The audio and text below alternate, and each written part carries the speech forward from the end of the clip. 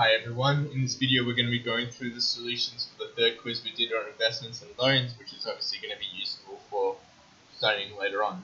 So we'll get right into it. So the first question we have is this person wants to invest $37,000 over 6 years. He has 3 options. One thing before I go any further, note that this is a 5-mark question. We've got quite a bit to do with it, and this is something that's kind of coming up in the new syllabus HSC. Is you're going to get some 4 or 5 marker questions as well. So big questions with like little smaller parts into it. Anyway, first option is simple interest with 5% per annum. So you've got to read the question carefully. We've got our simple interest, and then so option A, basically we're going to get our interest. Remember, simple interest gets the I. It's 37,000 times it by 5.8 over 100 or 5.8% or 0.058 or however you do your percentages, times by 6, and then that will give you $12,876. But remember, simple interest formula gives you the interest, so therefore the amount that's in that account after those years is going to be $49,876 because of course we just got that interest and we added it onto the principal. So that's how much we'd get for option A. Going into option B now. So here we have compound interest, 5.3% per annum, compounded annually. So just again making sure we're looking at those important bits. So I'll just go ahead a bit. So we've got option B. We use the formula. So 37,000. 7. 1 plus 5.3 over 100, again, this is how I do it, and then to the power of 6, because we're at 6 years and it's compounding annually, so we don't need to make any changes, and so therefore we'll get $50,439.64.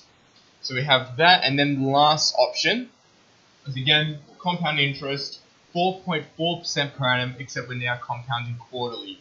Because we're compounding quarterly, we're talking about 6 years and per annum, we are going to have to make those changes. So, as we've always said, the most 2 important parts of this question is the compounded, and then whatever comes afterwards. So, going to option C, we have A equals that 37,000 times it by 1 plus. Now, if we had this 4.4% per annum, we're going to divide that by 4. So it's going to be 1.1% per quarter. And then if it's compounding quarterly, well, if we do it 6 years and putting into quarters, we've got 24 quarters in total. So we can put that in. So we're going to, instead of doing 4.4, we're going to do 1.1 over 100 to the power of 24. And that's going to give us $48,109.35. So now we've found the total amount in each thing. Note how in option A I did need to add it onto the principal because simple interest formula gives you that interest, whereas the other two it just gives you the amount straight away. So a couple of people in this in their solutions, they added it onto the principal, they subtracted the principal at the end. So it gives you the final amount already in the compound interest formula or the future value formula. So now all we need to do is determine Bob's best investment option and support your answer with calculations. But there's our calculations. So we need to see which one's the best option. Now what we need to ask ourselves here is Bob putting in the money or is he borrowing the money? Because that depends. That's going to determine which one's the best. In this case, we're saying that Bob, he wants to invest that money. Because he's the one putting the $37,000 in, that means he wants the biggest amount at the end. He wants the most money coming back to him. So that's why B is the best option. Right? Because it has the greatest amount of return. The other one got to 49,000 and the other one got to 48,000, whereas option B got to 50,000, so you got the most money. So quite a few people got this the wrong way around. If the question was the exact same, except it said wanted to borrow that much with 3 loan options, then option C would be the best because now we're paying the least amount back as opposed to the most amount gained. Alright? So making sure that we're understanding what's going on in these questions. If he's borrowing it, then yes, we want the smallest value. If we're putting the money in, if we're investing the money, then we want the most back. So to break down the 5 marks, you basically get 1 mark for doing the simple interest bit, 1 mark for doing the compound interest for the first one, 1 mark for doing these changes, and then 1 mark for getting that answer, and then 1 mark for the final answer, choosing which one's the best option. So that's where the 5 marks are allocated. Going into the next question, this one's going to be a bit shorter because it's 2 1-marker questions. So we see the current market price of a share is $8.40 per share, and it's 56 cents per share is paid as a dividend. Alright, so what is the current value of 3,000 shares of this business?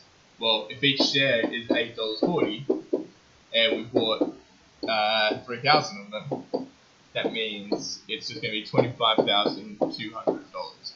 Pretty simple. And now we need to calculate the dividend yield. Now the dividend yield is calculated by the dividend over the share price and then times it by 100. We're basically making it a percentage. So in this case, it's going to be 0.56, and remember we changed it to 0.56 because that's 56 cents per share. It's not $56 per share. That would be an insane dividend. So making sure we're taking care of that, dividing it by the $8.40 that each share is worth, timesing it by 100, which gives us like 6.6666%. So we could just write that as 6 with a little dot above the percent, or if it sets like 1 decimal place or something, we could round it. However we do it doesn't really matter as long as what we're doing makes sense. Because yeah, so I mean obviously just 1 mark for that, 1 mark for that. Going into the next question. So this one's a bit of work in this one. So Miranda purchased 300 shares in the company at $9.60 per share. So making sure we're identifying these key bits. The brokerage fees were 1.5% of the purchase price. Then Miranda's paid 25 cents dividend per share, and then immediately sells the shares for $11.10. She pays in the brokerage fees. What is Miranda's total profit? So to start us off, we need to calculate how much did it cost her to buy the shares right at the start. Well, we know that she bought 300 of them, and she bought them for $9.60. So that equals $2,880. She paid $2,880 just for the shares, but then the brokerage fees come in. So that means she needs to pay 1.5% of that amount as like an extra thing. So when you buy shares, you do it through a broker, and they're going to charge you some money for their services. So the fee is going to equal to 1.5 over 100 times 2,880, which equals $43.20. So that means we're paying $43.20 to this broker to do the business for us. So therefore, the total cost of these shares is $2,923.20. We got that by adding these two together. Alright? So now that we've got that, that's how much Miranda had to pay in total to buy those shares. Now later on, she got 26 cents per share and then sold them all.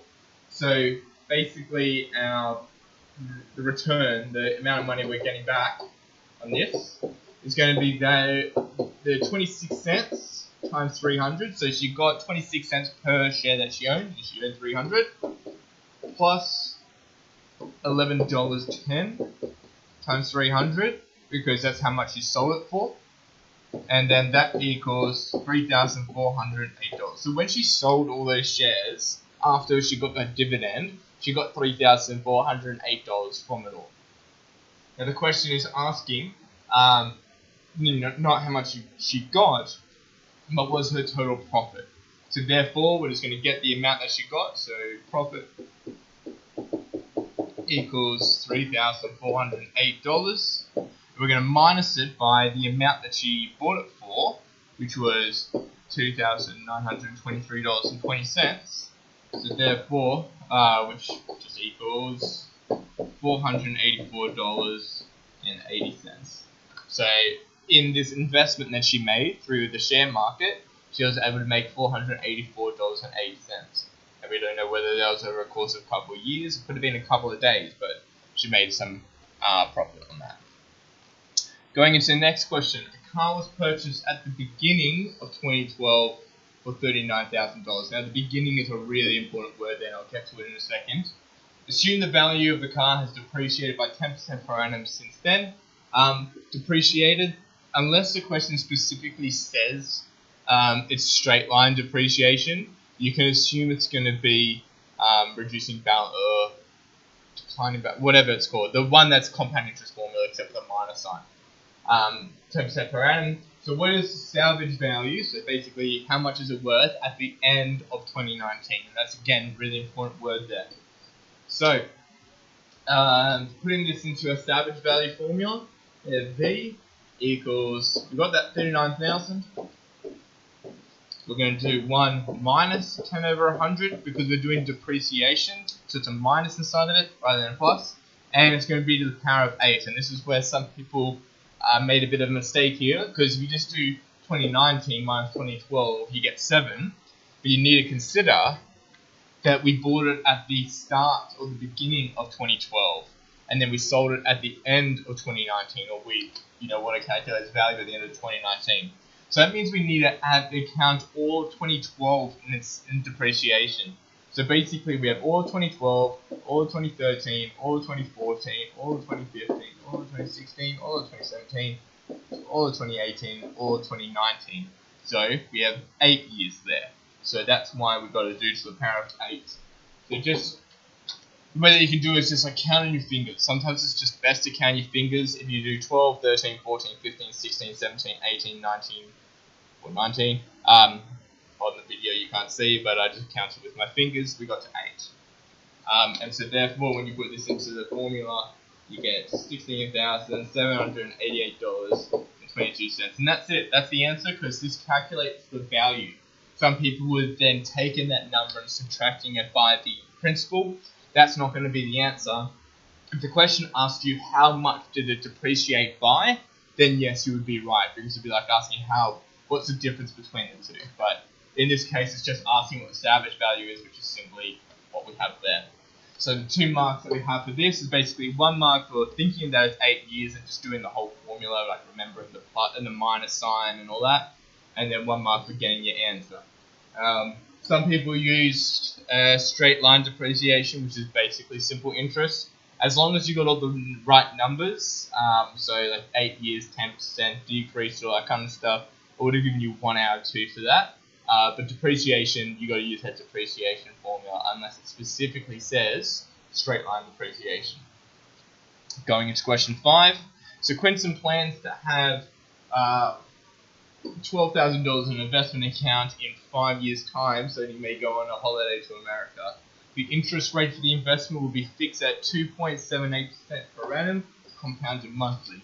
Alright, so calculate the amount you would need to deposit now, so the amount he would need to deposit into the account now in order to achieve his plan.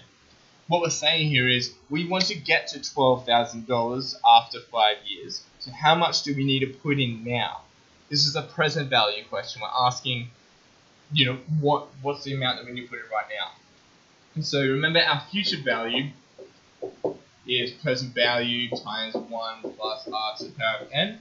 So if we were to reverse this, the present value is going to be future value over 1 plus r to the power of n.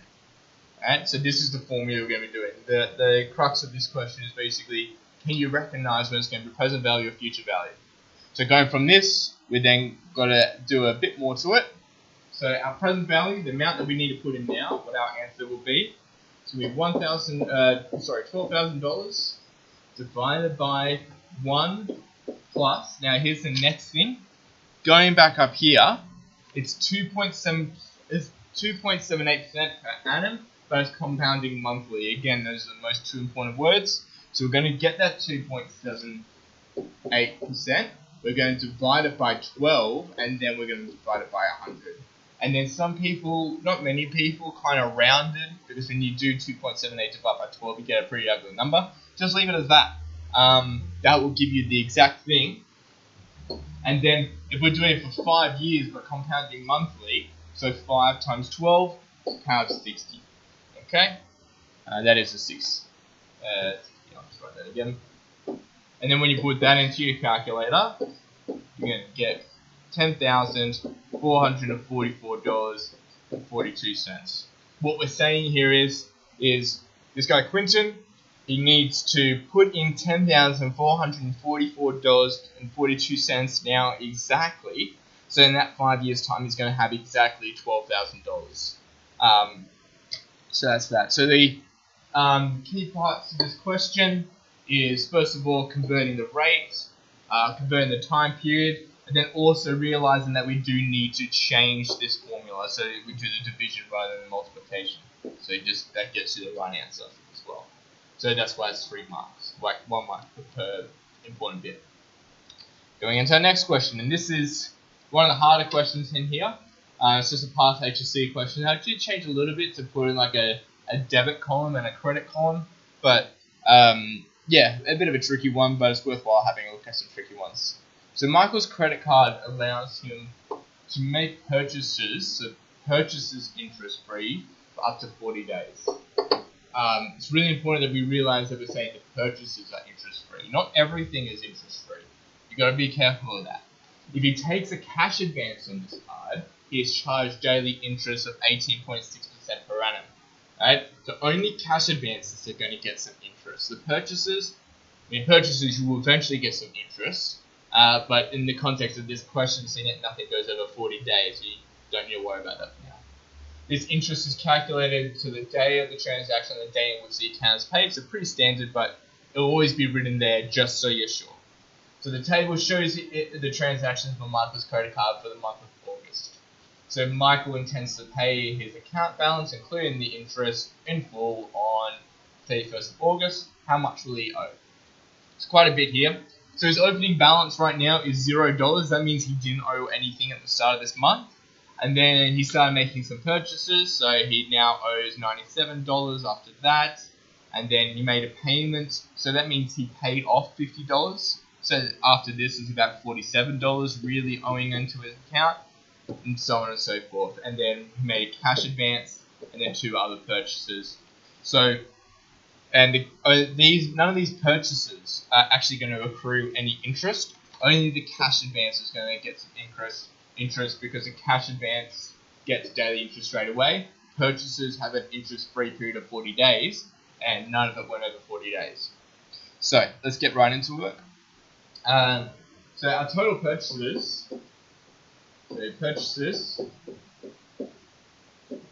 equals $280. Alright, what I just simply did is, I got that. So our purchases are the $97 plus the $125 plus the $58, and that equals $280.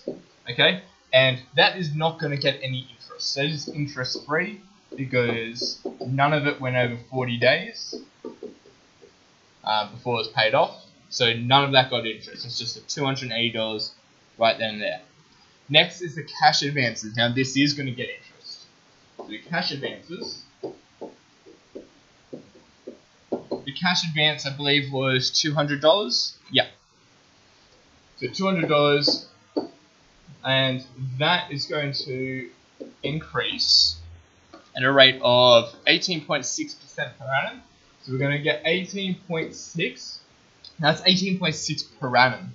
But credit cards, as we know, is done per day. So we're going to divide that by 365 and then put over 100. And that's going to be to the power of 17. Now some people again did 16 or something like that. What we need to do once again is we made this purchase, or this cash advance, on the 15th of August. We paid it on the 31st of August. So again, just count on your fingers how many days that is. It's tempting to just do 31 minus 15, which is 16. But you need to count the day in which you bought it as well. So you start counting from 15. So I'm not going to count with my fingers again because you can't see it. But if you were to count from 15 to 31, including 15, you would put up 17 fingers. So that's why it's to the power of 17. And when you get this equals to $201.74. And then the credits, well, the total credits was just the $50 that you did, that $50 payment that you made.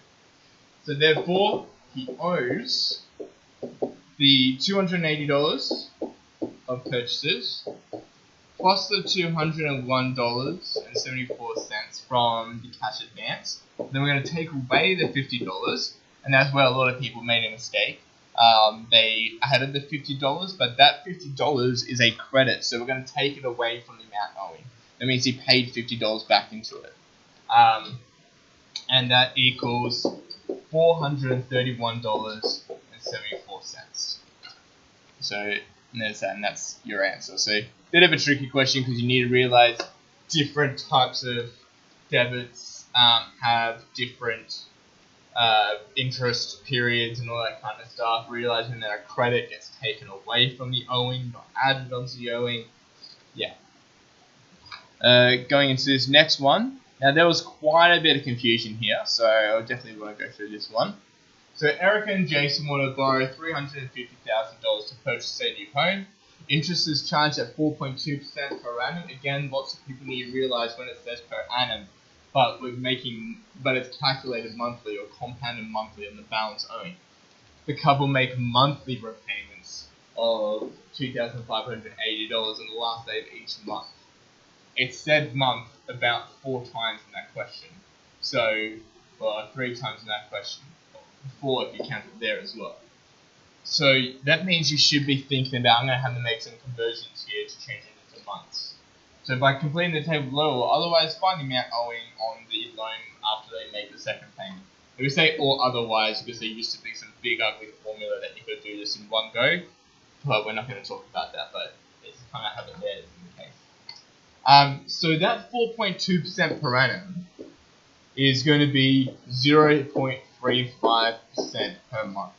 I just simply divided it by 12. But that's important that we do that because if we were to make our interest 4.2% per month, that means we're never going to pay it off. Our repayments are going to be less than the interest, and we're never going to pay it off. So this interest here, so that is going to be simply that $350,000. We're going to increase it, so we're going to find 0.35 over 100. That's going to equal 1,225. So the interest after that first month added was $1,225. So that means at the end of that month, well, before we make our repayment though, we're now owing $351,225. So we're simply getting that P, which is that. We're getting our I, which was that, and we're adding them together. But then he makes a repayment, which we were told was $2,580. So now we're going to do $351,225 minus $2,580, which is going to be equal to 348,645. So that's how much he owes, or these people owe, at the end of the first month. Which makes sense. They're now owing just a little bit less than the principal that we started off with. So we started with 350,000, and now we're like 348,000. So we're going to be owing a little bit less, which makes sense. When you're making these repayments, you want it to go down over time. Now that, at the end of that first month, becomes the principal for the second month. So now we got 348,645, and then this box now, we're going to find 3.5% of that. So we're just going to times it by 0.35%. The board's going to get stuffy there. But when you find the interest on that, it's now going to be a bit less. It's now going to be $1,220.26. So I just do 0.35% of that new principal.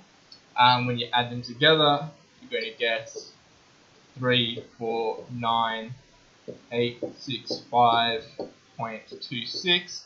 And then again, when you take away that $2,580, because like I said, these monthly repayments aren't changing. So we're now going to owe 347,285.26.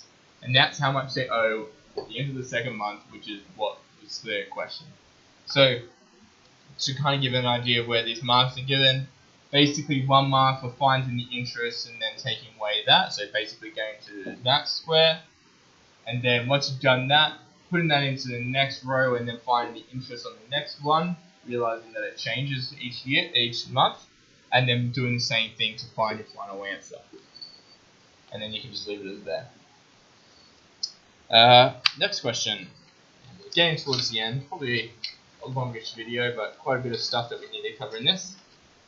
So the graph below shows the amount owed after each month, so it's worth talking about that this is at the end of each month, on a reduced balance loan with 2 different monthly repayment options. Okay, again, realizing that it is each month. So there we have this. So what is the initial amount borrowed? I think everybody got this right. As you can see, both graphs start at $50,000. So quite simply, $50,000. Alright, so pretty simple one. One of the repayment options is $500 per month, and the other is $1,000 per month. In the boxes provided in the graph, identify each option.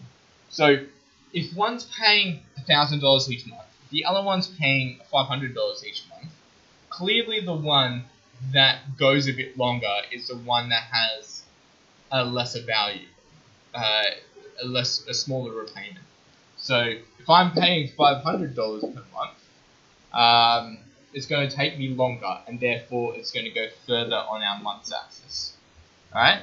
And then, as opposed to if I paid $1,000 per month, yeah, that $1,000 per month is going to hurt my, my budgeting a bit more, but I'm going to pay it off quicker. That's the advantage of having higher repayments. You're going to be paying a bit more per month, but that means you're going to pay it off a lot quicker. So 1 mark for just identifying both of those. Calculate the total amount repaid on the option with the longer term. So the longer term is that red line. So we need to figure out how much we spent paying off this. So looking at along our month axis, our horizontal axis, we have going up in 20s. So this here is 221. That means there is about 211. So that means there, I'd say, is about 215, maybe 216. So I'm going to put it on 215. Meaning that we made 215, over 215 months, we paid $500 each month, so the total amount we paid was just simply 215 times $500, because we're paying $500 per month, which equals $107,500. That's it. Basically, the amount of months you paid times by the monthly repayment, that's how much you paid off. Now, which repayment option costs less than total and by how much? Justify your response with appropriate calculations. So going back to this one now, looking at this quicker payment of $1,000, I'd say this is about 65 months, okay? So we're just going to do 65, except we're going to times it by 1,000 because these aren't $500 repayments, they're $1,000 repayments. So that means it cost me $65,000. And so therefore, this quicker option, the $1,000 per month, is actually going to cost less in total, which is the answer to the question. So therefore, the $1,000 per month costs less, costs less. And the reason, and how much by? Because you've got to read the question as well. Quite a few people just said that, but didn't actually say by how much, so making sure we're reading the question. Well, the previous one, based on my calculations, I got 107,500, and I took away that 65,000. I get 42,500. That means it cost me $42,500 less. So what we're saying here is, yeah, you're going to be making larger repayments of $1,000. You're making them twice as much repayments. But because you're making those bigger repayments, that means you're going to be making a lot more savings in the long run. So it's always something to consider when you're making these loan repayments. Just one thing on this. I read that, like I said, I read that as 215. But if you read it as 216 or 214 or something like that, that would be fine. Some people wrote 211, but it can't be that. That's 211. Some people wrote it as 225 or something, but that's 221. So, like, that's 221. That's 211. So as long as you chose a number somewhere in between 211 and 221, I would have given you the correct answer. Same with this one here. That's got to be 71. So if that's 61 and that's 71, that means we need to choose a number about like 65, 66, somewhere in between there. So a bit of room for interpretation, but not too much interpretation. It's, you have to choose a number somewhere in between. Last question. So the table below shows the monthly home loan repayments with interest rate changes from February to October 2009. And then we just get given this screenshot, blah, blah, blah, blah, blah. Now, you might never have seen any of this before, but part of this question is kind of just adapting the information that you're given. So what is the change in the monthly repayments? The change in the monthly repayments on a $350,000 loan from February to April. Okay? Well, in February, $350,000, your monthly repayments would have been that. And then in April, it would have been that. So basically, you just need to say, well, what's the difference between the two? What's the change? So we're simply just going to do 2223 minus 2202, which equals $21, and it's a decrease. It's gone down. You don't really need to write the word decrease as long as you write $21, because the change was $21, like the difference is $21. But it's worthwhile saying, if the question's asking what the change is, you might as well say, how did it change? Like, not only by how much it did, but is it going up, is it going down? You might as well add that in. And then Elise has an annual salary of $78,000 and plans on applying for a loan in October 2009. The bank approves loans for customers of their loan repayments if they are no more than 30% of their monthly gross salary. According to the table, approximately how much would the bank allow?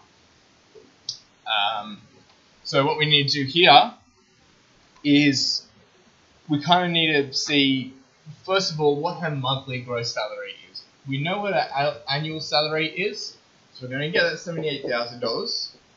We're going to divide by 12. That's going to give us $6,500 per month. So that's her monthly gross salary per month. What we then need to do is we need to find 30% of that, because what we're saying is the bank's not going to accept a loan if the repayments are more than 30% of the thing. This is what banks do. They generally look at your income and they kind of make their assessment of whether you're going to be able to pay it back. If you're only making $650,000 per month and you take out a loan where you're going to be making $6,000 loan repayments, you're probably not going to be able to make that, and then the bank's not going to get their money back. So generally they'll set kind of, percentages like this to kind of identify whether you are trustworthy to pay your money back. This is generally referred to as buying power. So this person has like a certain amount of buying power. So we need to find 30% of that. So we have our $6,500 times by 30 over 100, which equals $1,950. So what we're saying here is, this person, Elise, her loan repayments can't be over $1,950. Otherwise the bank just won't approve it. So now if we look in this, first of all, we're looking in the October column. So looking down here. And we said 1,950. So that's about that, and which is $300,000. So because it's just a slightly bit more than that, that means we can assume that she can borrow just a little bit more than $300,000, which is your answer. So therefore can borrow slightly more than $300,000. Because her loan repayments, the 30% of her monthly income is a little bit more than what the repayments are at that time. Anyway, so that's all of it. Quite a bit of a longer test here, quite a few different questions, a lot of formulas, a lot of changing things, but the most important thing, and this is in financial maths is one of the bigger ones in here, you really, really, really, really need to read all these questions carefully. And this is why we always say identify the key pieces of information, or at least read the question. So many people, when I was marking this, were just making silly mistakes because they weren't changing a few percentages, or they weren't realizing it was monthly rather than annual, and all these kinds of things. So you'll see how many times I've highlighted something in the question, because it's just so important to look at these questions and really, I don't know. You guys know what I'm trying to say here. It's just so important that you read these questions, particularly when it's financial maths. Standard maths is just like that. Anyway, hopefully this video is useful, particularly in lead up to your assessment task, which is right when we get back. So good luck with that. If you have any more questions, do feel free to ask, and enjoy your break.